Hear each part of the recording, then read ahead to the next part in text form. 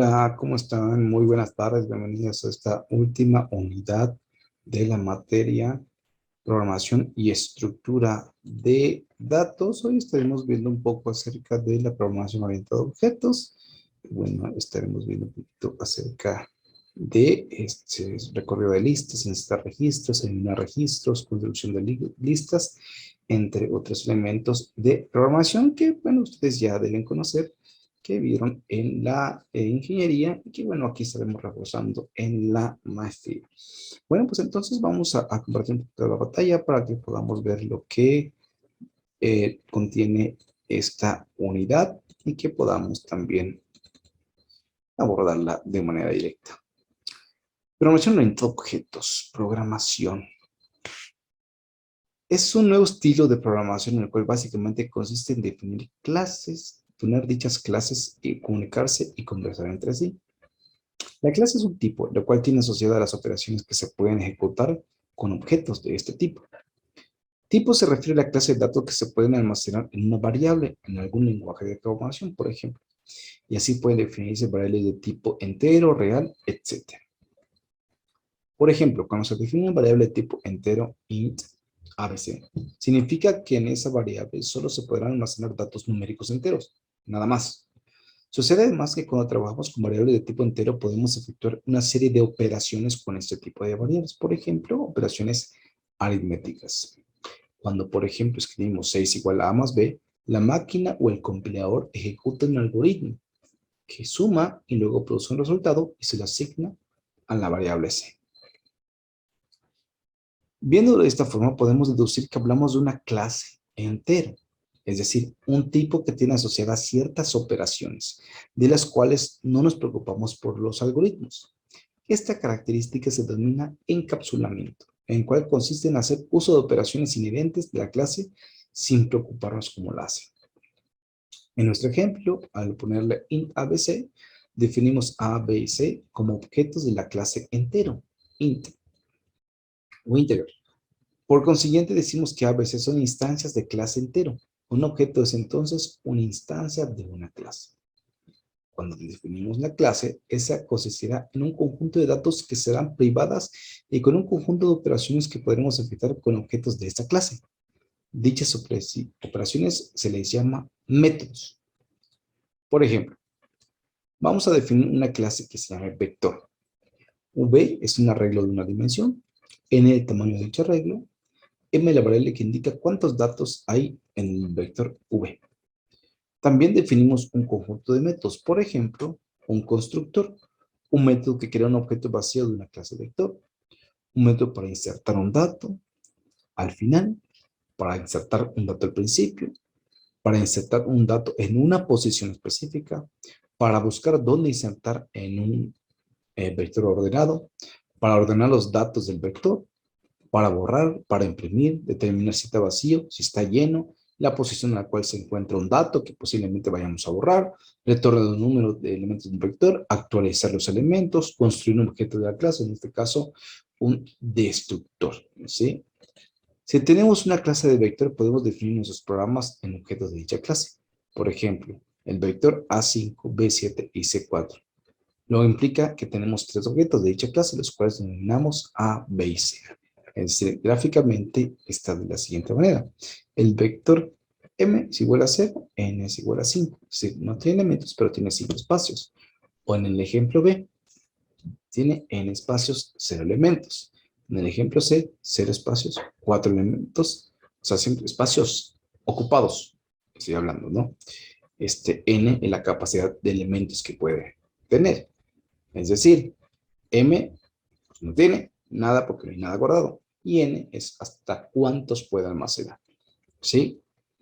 Ahora, en la manera más formal, la clase vector sería clase vector privado mn y el vector n de tamaño n. En este caso público, el vector n, el constructor, es decir, construye una lista en la cual yo voy a poder almacenar elementos, ¿no?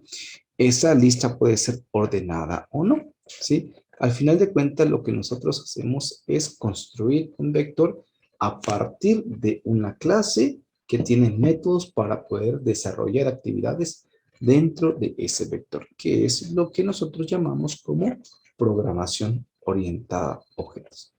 ¿Sí? Ahora bien, en esta programación orientada a objetos se diferencia de otro tipo de programación, ya que los tiene como objetos y los encapsula con propiedades y características definidas para cada uno de los objetos.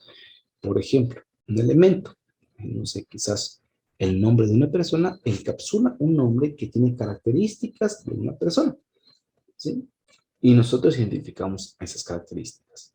Por ejemplo, a un automóvil, pues tiene características, ¿no? El objeto tiene características, pero también tiene funciones asociadas con él, que es la diferencia entre una programación estructurada o lineal que se hacía anteriormente. Cuando hablamos de listas ligadas, estamos hablando acerca del manejo dinámico de memoria, que consideran brevemente que es el manejo estático de memoria, es decir, los arreglos. Es decir, tenemos el caso de un vector que según la clase definida anteriormente tenemos con algunos elementos. Por ejemplo, tenemos de tamaño 15 y tenemos hasta 6 elementos almacenados ahí. Las operaciones básicas que se realizan sobre el conjunto de datos son insertar un dato y borrar un dato. Por ejemplo, si desea insertar un dato en el vector de la figura 1, el procedimiento es buscar la posición a insertar y luego insertarlo. ¿Sí? Aquí tenemos varios escenarios. Puede ser que exista el espacio, puede ser que no exista el espacio y tenemos que eliminar un elemento y meterlo, por ejemplo. O puede ser que esté desordenado y que tenga que ordenarlo o que encuentre una posición específica y tenga que reemplazar a uno de los elementos del vector. ¿Sí? Puede ser posicionado en almacenamiento aleatorio, ¿sí? Como ejemplo.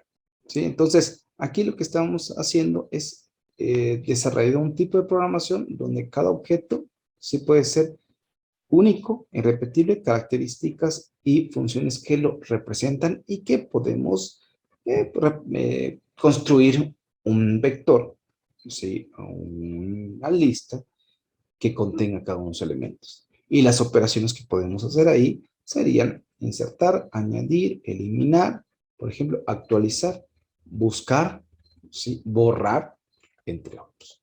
¿Sí?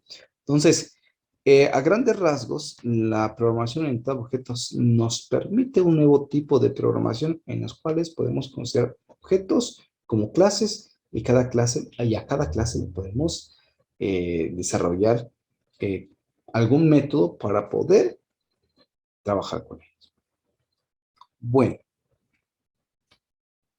para poder trabajar esta última unidad, vamos a hacer un pequeño ejemplo de programación orientada a objetos que voy a quedar en la plataforma y que pues ustedes pueden desarrollar en un lenguaje de programación, por ejemplo, en C++, que maneja específicamente la programación orientada a objetos y que les servirá para poder recordar un poquito acerca de este tipo de programación y que se implementen para desarrollo de un programa y que pueda servirles para poder implementar en el ámbito laboral.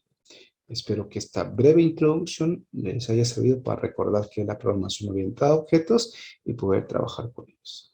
Por mi parte, ha sido un gusto trabajar con ustedes y bueno, espero que les sirva estas cápsulas de introducción para desarrollar las actividades. Les deseo mucho éxito y pues espero que terminen las actividades. Gracias. Excelente tarde.